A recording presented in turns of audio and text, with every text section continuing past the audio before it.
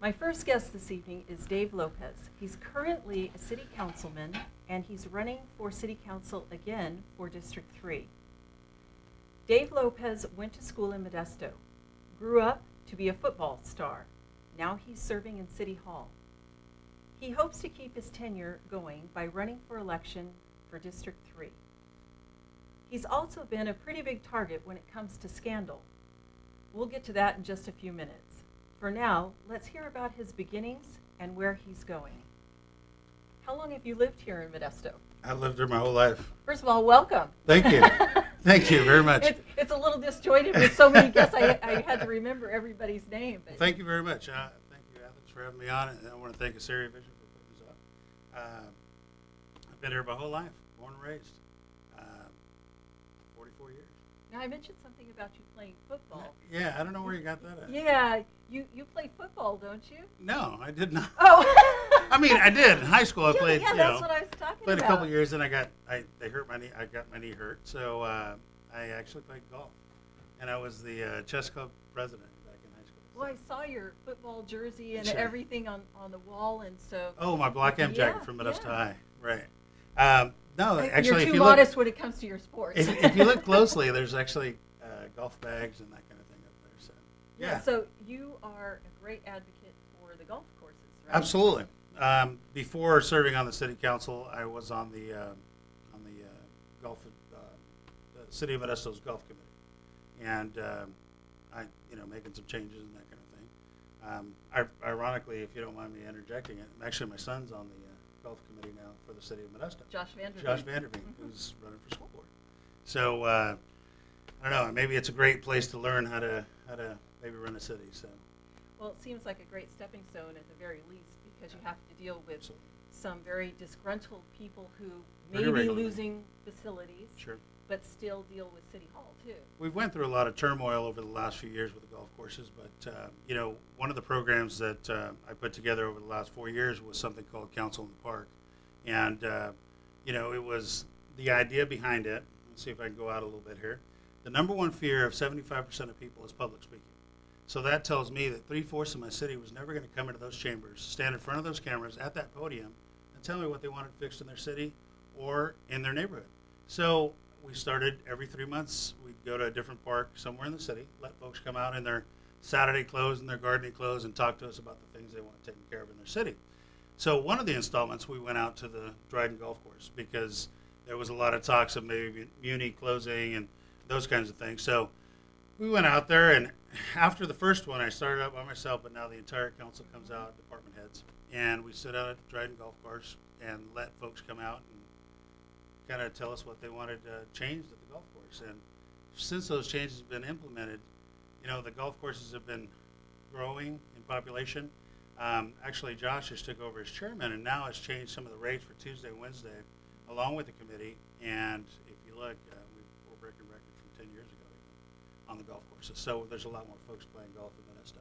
Now you're name dropping with I am a little with bit. your son. I am. Well, I'll name drop too. My Okay. husband, Kurt Abell, just became the president of Dryden Golf Course. Well, So congratulations. he has already put in his first call to Josh. Okay. And said we need to have a sit down. That's right. Yeah, because they are very excited about keeping the annual pass and Yes. coming before the golf commission. Sure. I guess, is that what it's called, the Yes. golf commission? It's actually a golf committee. Committee, It's, okay. right.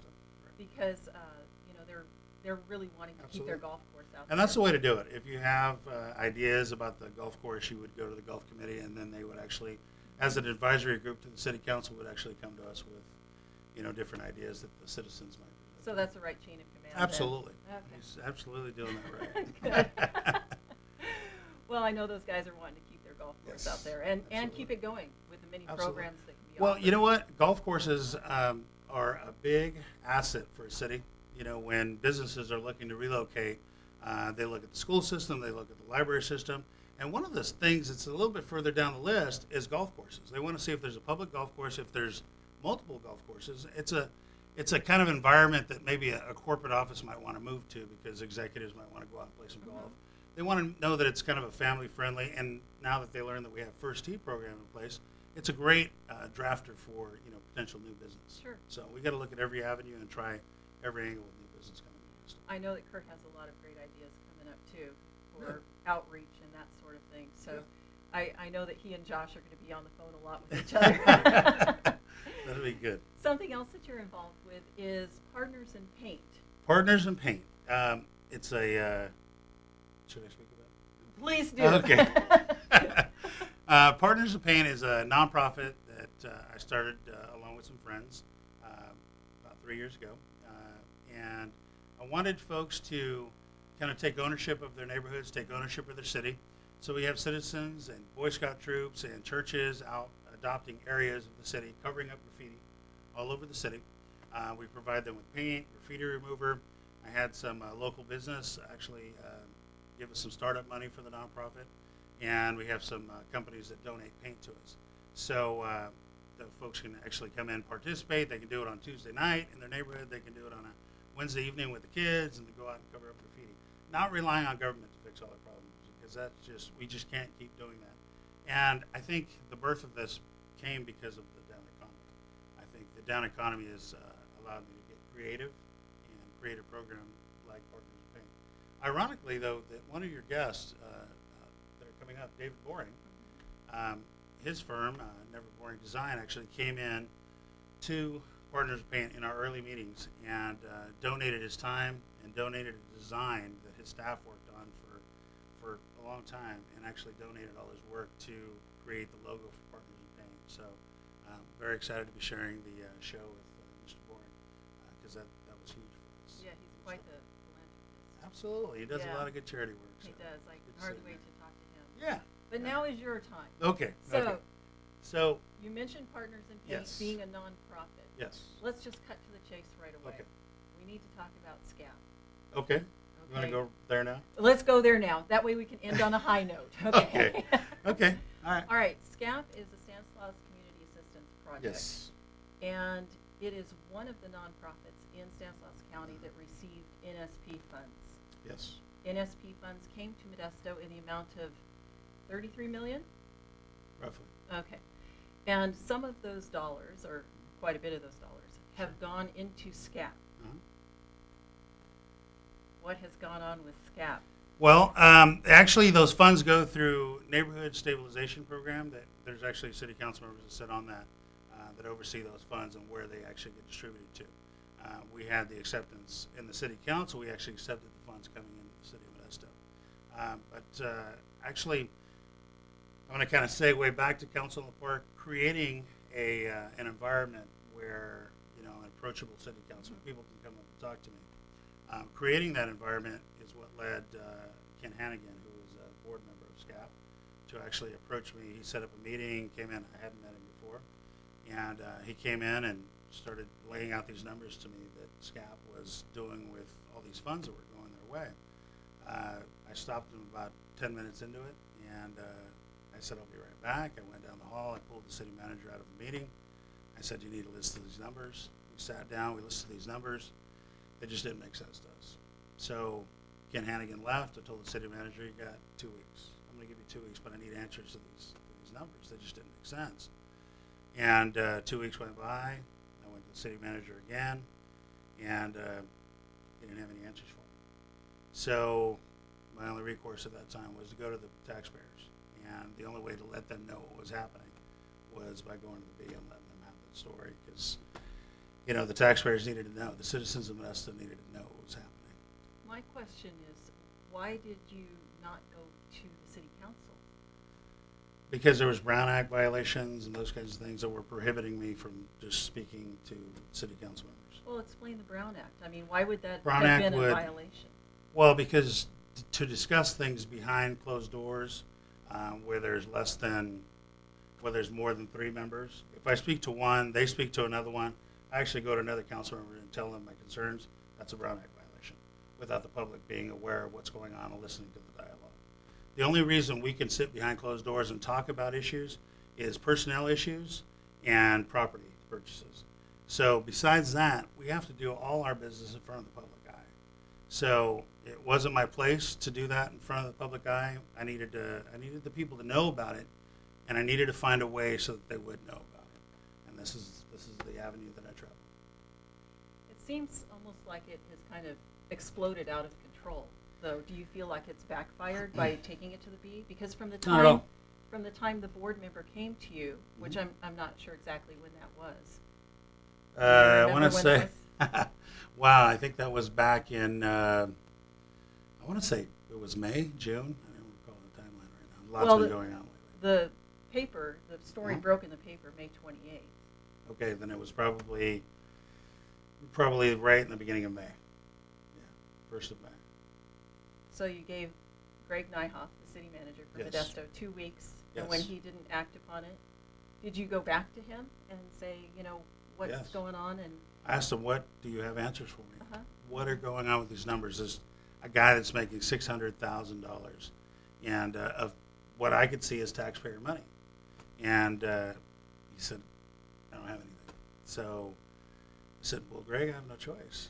I think the people need to know about this. And did he give you the advice to go to the paper? He said, do what you have to do. I said, okay. Now, as an outsider, Sure. who I'm not sitting on the council, it seems odd that as a councilman you would take it to the paper. In other words, just kind of throw it out there for whatever the reporter wants to report, instead of taking it back to the council and saying, can we have an agreement on how to address this issue, not only for our NSP funds, but how are we going to present it to the public? Well, being a city councilman and understanding how the inner workings of government actually work, I really didn't have that option. I just didn't. Because, again, going to another city councilman quickly, if I was to talk to, say, Councilmember Hahn, say, Councilmember Marsh, it just kind of blossoms and goes from there. Then it's a Brown Act violation. And I know the one thing that the people of Modesto don't want is city business being taken place somewhere where they're not aware of it. That is just not something I can stand for. So I, in my research, found out that there was some funding that was coming in for indigent AIDS patients back in 2005. And at one point, SCAP was in charge of, under a different name, SCAP was actually taking in more funds and buying more housing for indigent AIDS patients than the city of San Francisco. So there was something wrong there as well. And back in 2005, they got off the hook and they started taking in NSP funds. I did not want to take the chance with taxpayer money again. I wanted to make sure that people knew about this and they weren't going to be able to get away with it.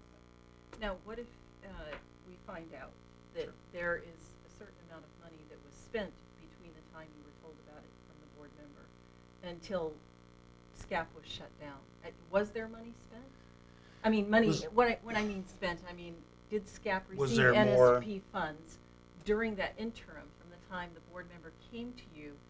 And they came to us at one point. There was a CDBG approval that had to come through. There was no more NSP during that section of time. There was a CDBG amount of money that came through that was, I want to say it was $28,000. I voted no. That started at city council members were asking me questions as to why I pulled it off the agenda and why I voted no on it. I just didn't want them to get any more funds at that point, but still kind of locked in a place where I really couldn't share that with the rest of the council members. So, what do you think about your personal opinion? What do you think about the Gibbs's handling of the NSP funds? Well, I've asked for the resignation in a city council meeting. I asked for them to both resign before any healing can actually begin. I don't believe the citizens of Modesto are going to allow that to happen. If the Gibbs or SCAP want healing to take place between the city and SCAP, first thing they need to do is they need to resign from their jobs, because there is no more trust, and there will not be trust restored. So I asked for the resignation, and I'm still waiting to hear from that. Well, I can understand where private citizens would want their resignation. Absolutely. As a city councilman, are you going to ask for the resignation of the city council people who did not oversee, or possibly the neighborhood? Let me see if I can get this: parks and recreation in neighborhoods. Well, Parks and Recreation is the department head that oversees it. There's actually a person within the Parks and Rec department that actually oversee it. Are you going to ask for their resignation if proper oversight? You know what? When this is all said and done, I couldn't tell you, but I know there's some people that aren't going to be in the same place that they are today. I understand the audit's not going to be in until after the about mid-November. We had no control of that. But so you're giving me that look. But we had no control of that. They're going to be done when they're done. And so if you are voted in as District 3 City Council. Let's back up to the audit, though. The OIG is here. Officer of Inspector General. Yes, is here because after meeting with the FBI, after finding these facts and meeting with them, they felt that was the next step. So they were coming to town. And I know that there have been folks out there saying, well, you know, they come in on a regular audit. That's not the case.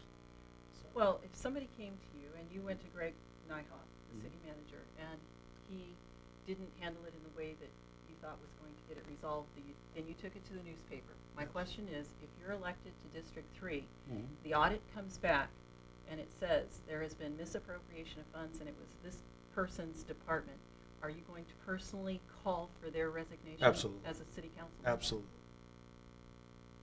Okay. That's what you should count on your elected officials.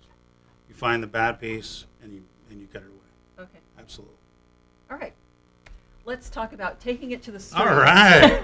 Well, you know, a better segue would have been Partners of Paint 2 taking it to the streets, because from Partners of Paint, taking it to the streets was developed. I'll clip everything together when it goes on YouTube.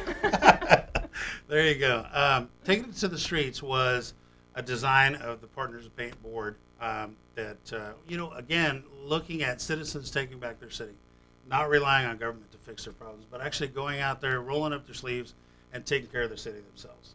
So taking it to the streets was a design that we would actually put out 3 different days a year, okay? And that way, when you had different volunteer programs, they could actually focus on these 3 dates. And our biggest number that we put out and taken to the streets was 1,573 volunteers. We have put volunteerism on the map for the state of California. Modesto has. Yep. Those are one of those good things you want to focus on. But now, since developing this huge volunteerism program, I Love Modesto, Jeff Pishney started. That's what I was just going to ask you, if it goes along with I Love Modesto. Jeff Pishney started getting I Love Modesto off the ground, and they started really growing. And we said, well, okay, they're having these dates, and these dates. Well, taking it to the streets, we needed to merge them. So now we've merged them, and now we are doing all 3 the same date. So when you see the I Love Modesto signs out and about, taking it to the streets is happening the same day. So when we get to those numbers of 2,000 volunteers in the city of Modesto, that is happening with taking it to the streets and I Love Modesto together. So it's a collaboration. And in government, we need partners, and Big Valley Grace and all the different churches in town are coming together, and you know, those are the kind of partnerships that Modesto needs. I notice now the I Love Modesto is growing into other cities, like Absolutely. I Love Riverbank or Yes. I Love Ceres. So Yes. it's coming along really good. It's kind of, You know, volunteerism is just it's revitalizing a lot of folks out there. They're saying, you know what, I just feel good about going out and, you know, painting curbs back to red like they should be, or pulling weeds, or, you know, working on a project around town. I mean, it just gets them excited about the city. well, yeah, they're part of a Absolutely. bigger thing too. You know, they're part of the whole rather than just being an individual. Right. Yeah. I actually have a new volunteer program that Okay. I'm working on. I'm working on it right now. We're in the early stages. I've actually spoke with Bertolotti and with Jilton about this, and it's something I'm calling Alley Strike. What I want to do is all the folks that live on alleys, which in Modesto is quite a few. That's a lot. Yeah. Yes. We're thinking about folks that can collapse on their alley twice a year, clean up their alley with their green bins, with their black bins, clean up the weeds, cover up the graffiti. They move their bins down on the end of the alley twice a year again, and depending on what part of town they live in, Jilton and Bertolotti comes in and picks it up free, and they're able to use their garbage cans for the rest of the week. But it kind of grows an ownership for their alley. You know, suddenly it's, hey, you know, who's that back there at Bill's fence? You know, because he knows Bill, Right. you know, or they know Bob, or, you know, Nancy that's across the alley. So it kind of brings people together and gives them kind of ownership of their alley. So Kind of kinda like a keep an eye on neighborhood that. watch. Absolutely. Yeah, Absolutely. in a productive way. That's right. Yeah. Because Building one of the things big up. complaints from citizens is alleys, and whether it's in the Loma neighborhood, District 3, you got a lot of alleys, and that's kind of one of the biggest complaints. So I think we need to take those back. Now, I was talking about you running for District 3. Yes. If you don't get elected to District 3, what are your plans? Are you going to still try to spearhead these volunteer programs in Modesto? Absolutely. Absolutely. You know, this is my home, and you know, I love Modesto. You know, I'd rather be nowhere else. I'm raising my kids and my family here, and hope to raise my grandkids here. Actually, funny that my little girl, she's 3, and just the other day she asked my wife out of the blue. She said, "Mommy, what is politics?" Because she hears it so often at home. So you know, with my son running, and who knows, maybe my little girl running, I think a future of politics, maybe a different role, but. You know, hopefully that's something we're going to have to face down the road. But no, I continue on with Partners in Pain. It's a nonprofit. It's become part of my life. So I'll continue to move forward with that and make sure citizens take back their city. Good. Absolutely. Good. And thank you for being accessible to us Thank you. When we had concerns about the golf course quite a few months ago. Yes. I have to say you did text me right back, so I really Good deal. appreciate that. Tell us where we can find you on either Facebook or on the internet. Well, you can find me on Facebook under Dave Lopez, and but on the internet, I'm at my website is www.councilmanlopez.com. So feel free to pop on there and take a look. As you know, the family's on there. And you're out walking your district. Absolutely. You know, we have a different way of walking districts. We precincts. It's kind of a family affair. Sherry and I both go, and we take Desi with us, and we pull her in a wagon, and each door she runs up, she rings the doorbell, and she has a flyer in her hand, and as soon as somebody answers the door, she takes off running.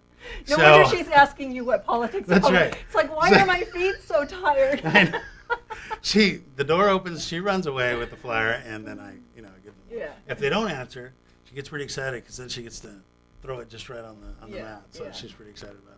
But the citizens of District 3 have been just so welcoming. I mean, we've been invited in for hot dogs, and hey, the Alabama game's on, Dave. Come on in. I'm like, okay, And these are folks that I'm just meeting. It's just it's wonderful. They've offered us water out there when it was hot. Yeah, it has been kind of warm walking. Yeah, but it's a lot of fun.